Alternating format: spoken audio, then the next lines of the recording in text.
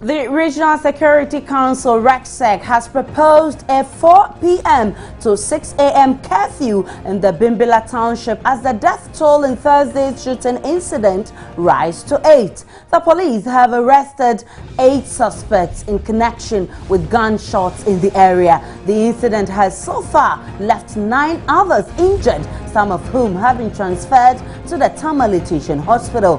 The police has also beefed up security in the area, whilst the RECSEC is recommending some urgent decisions. As at Friday, there were still gunshots in some parts of the area. So how much time and equipment does the police need to quench this chaos? How secured is the area now for inhabitants? When at all will these type of chieftaincy disputes end in the northern region? This is today's big story. My name is Aisha Ibrahim.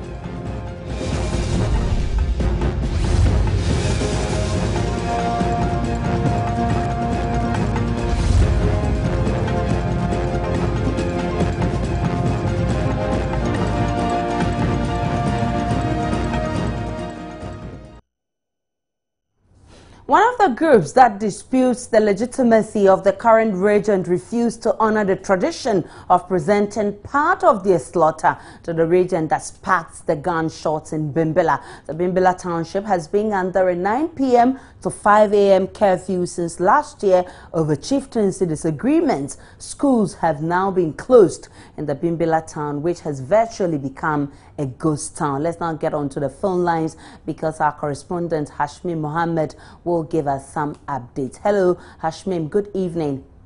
Good evening, Aisha.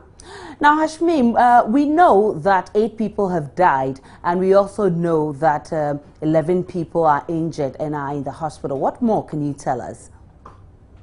Well, police just confirmed to me a while ago that the death toll has risen to 12. So officially, as of now, from police position, the death toll is 12. They are still searching, trying to retrieve more bodies because residents of the area are still complaining of their missing relatives.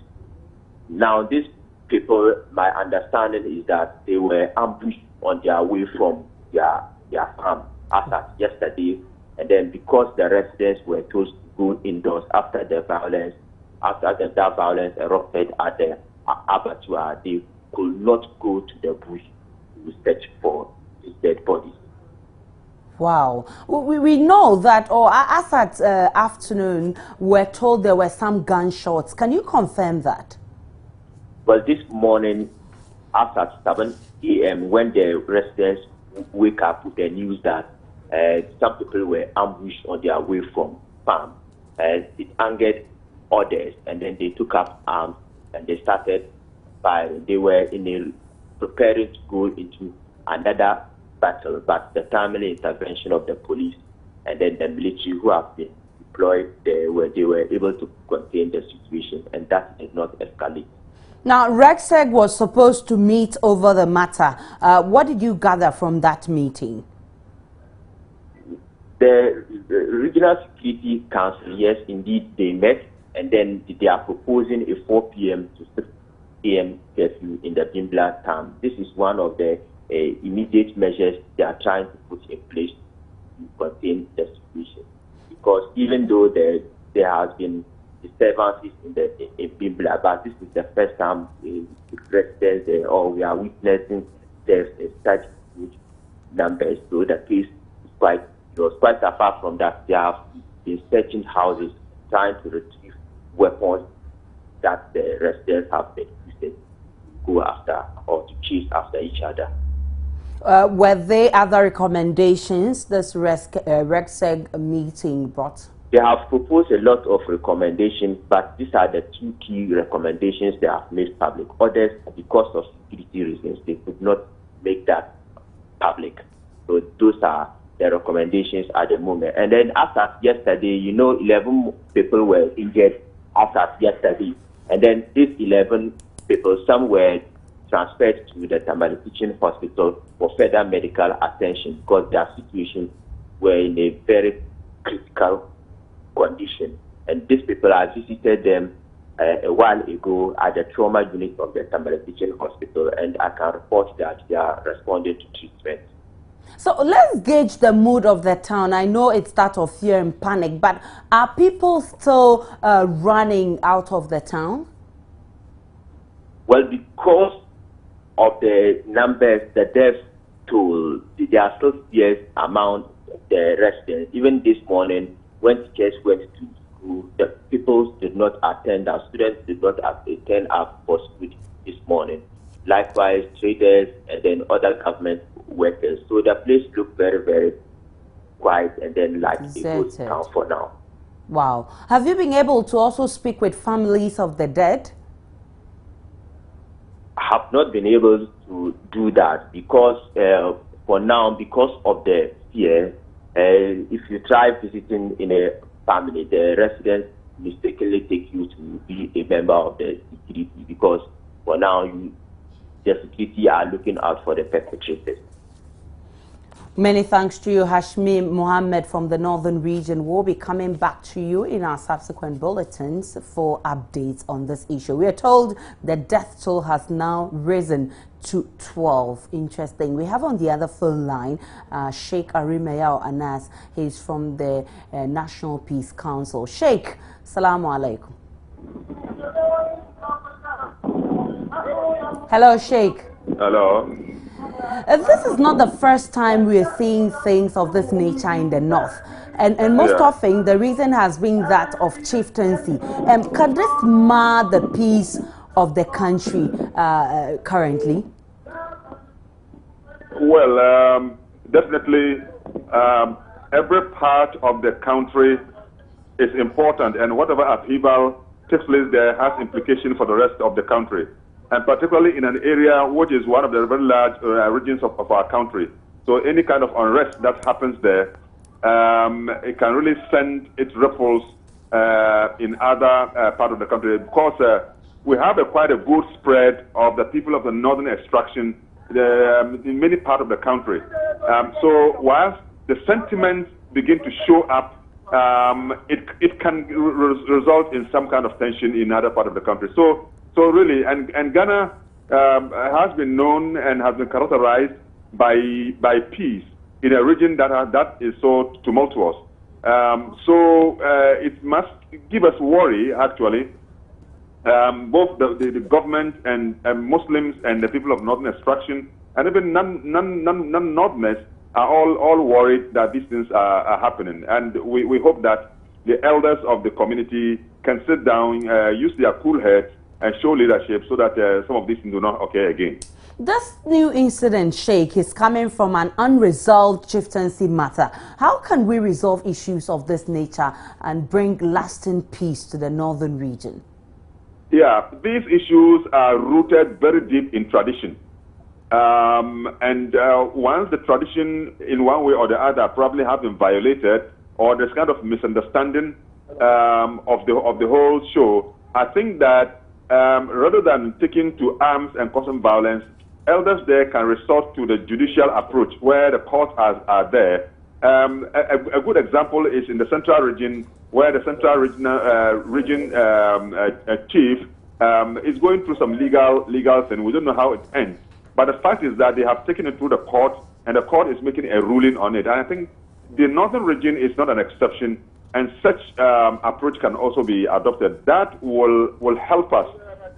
We'll be able to resolve our problems without necessarily descending into the quagmire of this atrocious and very violent confrontation. Sheikh, I know the police is doing its best to calm tensions, but what efforts has your outfit made to also speak with probably the two sides to bring peace to that area? Yes, speaking for the National Chief Imam, I'm sure the Chief Imam himself is so worried. If you remember, about 2 or 3 months ago, the Chief Imam gave a certain letter in which he was expressing his worry about the state of violence in the country and how innocent people are being subjected to very, very difficult situations, displacement, homelessness, maiming people for life, and so on and so forth. So if we get opportunity, probably what we can do is to get the cool heads the elders who can use the elderly wisdom, the cultural wisdom of the people. This one goes beyond the religion, but it looks more like cultural situation, and those who understand the tradition very well must be brought into the center so that they can use our traditional wisdom to be able to resolve this. We can make a merger between traditional wisdom and our judicial system, and hopefully I think that we should be able to do so. And then we should also encourage our youth to use the dialogue approach in resolving some of these issues. Violence does not help us at all. Violence will destroy so many things, and the economic implications of that, and the social and the hurt and the bitterness that it creates runs across generations, and we do not want younger generations or new generations to inherit bitterness and anger. That can be very, very destructive for us. Sheikh, I know I have to release you to go and break your fast, but you would hold on for a minute for me. I'll get back to you for my final question and speak with ASP Ebenezer Tete, who is on the other phone line. He's a Northern Regional Police PRO. Hello, ASP. Hello, ASP. Hello. Many thanks for joining us on today's big story. Thank you. How far has the police gone with restoring calm to the Bimbilla township? As we speak now, the Bimbilla township is very, very calm. The Regional Security Council earlier on that, and they have revised the curfew in Bimbilla and its surrounding areas. It has not been revised from the earlier periods to 4 p.m., from 4 p.m. to 6 a.m. So as we speak now, the people of Bimbilla are indoors, and the police and the other sister security agencies, like especially the military, are patrolling the streets of Bimbilla to ensure that the curfew is enforced. ASP, let me hold you on for a minute and go back to Sheikh Mayal because he has to go and break his fast. And let me ask you my final question. Sheikh, in all of these, individuals play a very great role in all of these. So how should the individuals themselves comport themselves? I think the people of the area must understand that they have only one place they call Bimbilla, and they have a responsibility to keep the pride of the area. It's a beautiful area, and people will be able to respect them. So I think the youth there especially should use this occasion of Ramadan. Ramadan is a period of serenity and peace, compassion, love. And I'm hoping that we will allow the spirit of the Ramadan to guide and direct the way that we are resolving our conflict. Sure. So does the Peace Council have a plan in dealing with issues of this nature? Yeah. What I see now is the Peace Council, it has taken the Peace Council probably unawares, and I'm sure by now, as I speak to you, the Peace Council probably might be taking steps to see what it takes to be able to assist in resolving the problem. Well, many thanks to you, Sheikh Mayal. We really appreciate your time. Back to you, ASP. How many people have you arrested so far? We're told the death toll has increased to 12. Yes, it's true that the death toll has increased from 8 to 12 now. The number of persons arrested are 8, and all of them, as we speak, have been remanded into police custody to reappear on the 24th of this month. Have you been able to grant bail to others? Because earlier we heard some reports that some have been granted bail. All the 8, I repeat, have been remanded into police custody, and they are to reappear on the 24th of July. The charges preferred against them. Hello? Yes, ASP, you're still on air. The charges preferred against them, murder, and it was provisional charge of murder because we have to continue with the investigation, submit the docket to the AG's office for advice, and also commit them for trial at a higher court. So they have been remanded to enable the police conduct the investigations, and then we have to take them back to the court on the 24th. So those 4 other people you found, where did you find them? They're dead. Yes, these were bodies that were retrieved, some from the bush and then some from the township. Interesting. We know of a RECSEG meeting. Can you tell us the outcome of that meeting? The outcome is the curfew that has been revised as we speak now. So, as we are talking now, the people of Bimbilla are indoors. And how long are they supposed to be indoors, and how long are they supposed to come out? The decision to review or revise the RECSEG rests firmly with the Regional Security Council based on the advice that they will get from the District Security Council. So it's dependent on the security situation on the ground. If the situation normalizes completely, it will be revised, and the people of Bimbilla will be allowed to go about their duties, lawfully. If it continues to be the way it is, which I hope it will not, the situation will remain as it is. I know you have beefed up security and visibility of the police in the area. What other recommendation did you get from this RECSEG meeting?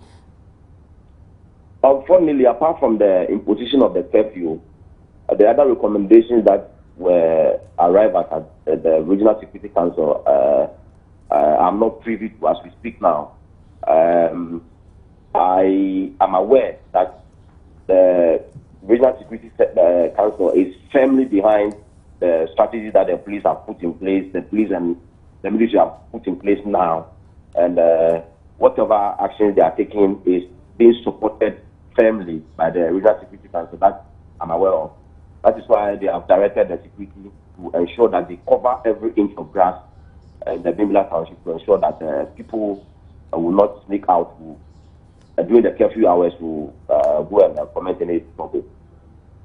ASP, I'll have you hold one more time because the security expert, Dr. Kwesi Enin, is on the other phone. We want to gauge his mood on this. Good evening, Doc. Yes, good evening. Many thanks for your time on today's big story. This issue of chieftaincy violence in the north keep recurring. Are you worried about the trend? I'm worried, but I'm not surprised. Why? Because in this country it's becoming very clear that violence is a means to getting what you want. From politics to chieftaincy to land, to youth unemployment, to macho men and thinking about registering vigilantes, we seem to glorify the violence in this country. So I'm not surprised at all. I mean, it's very unfortunate, but I'm not surprised. This just started as a meat argument and it has turned to this. A lot of people say that it is just a trigger and that there are some unsettled matters that really bring up these issues. Should we look on as a country because it has become normal? No, we shouldn't. I think it's reflective of the failure of leadership across all levels to be able to respond. First, to be able to identify, disaggregate, and then to respond. And I think your previous caller or speaker was talking about the RECSEG and I think the DISEC meeting and having, keeping an eye on it. You see, that is what we should be doing. I mean, the Intelligence and Services Act empowers this.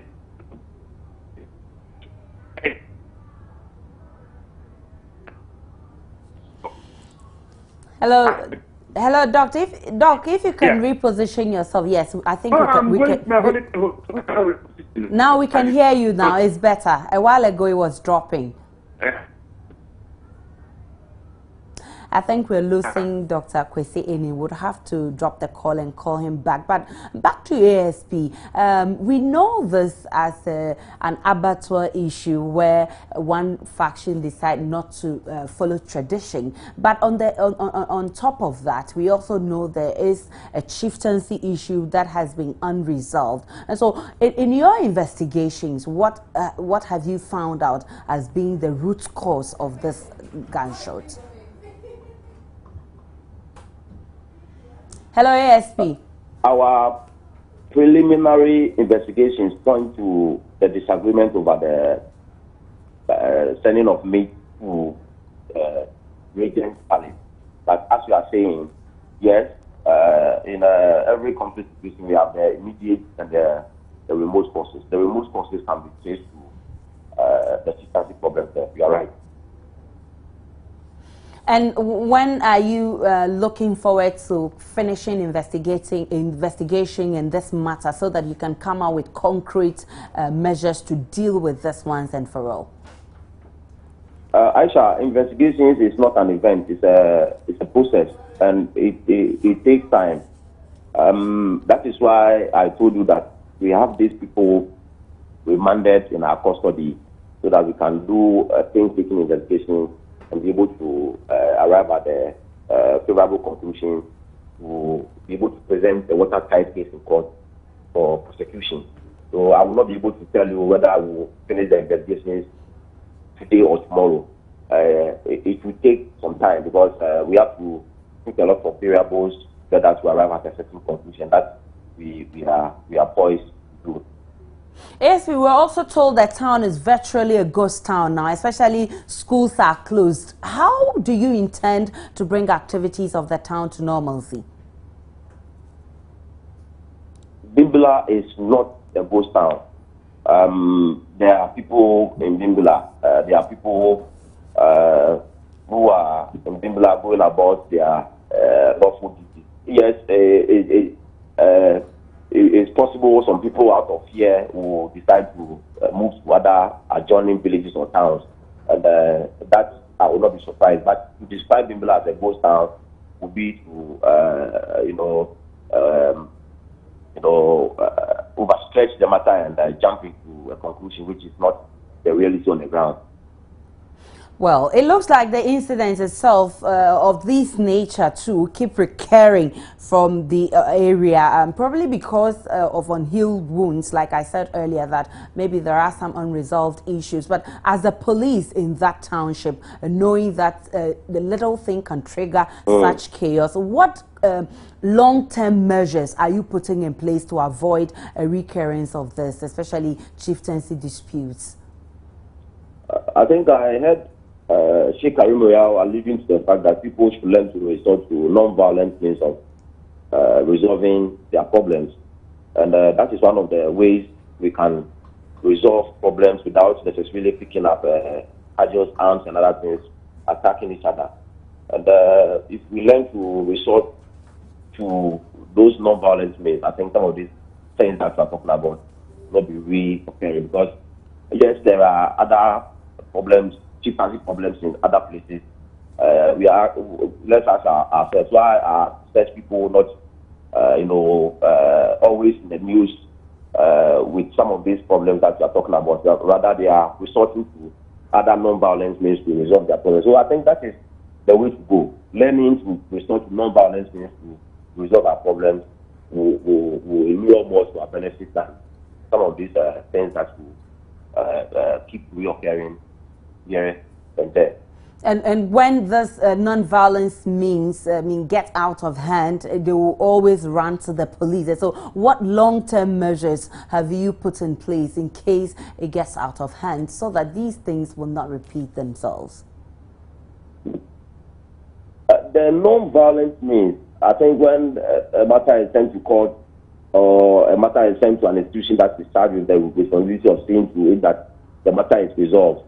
If it is resolved to the admiration of both parties, I don't think they should pick up cudgels and fight among themselves. That is what I'm talking about. But in case that happens, we are always there to ensure that persons who will take the law into their own hands are arrested and the law allowed to take its course. And that is what we are doing now. Well, many thanks to you, ASP Ebenezer Tete. We're extremely grateful for your time on today's big story. We've been talking about the Bimbilla shootout that started yesterday. We're told the death toll has increased to 12 and 11 people are also injured, seriously injured. Some of them have been transferred to the Tamale Teaching Hospital. We'll be bringing you updates on those things, but we'll take a short break and we'll be back with Joy News Interactive.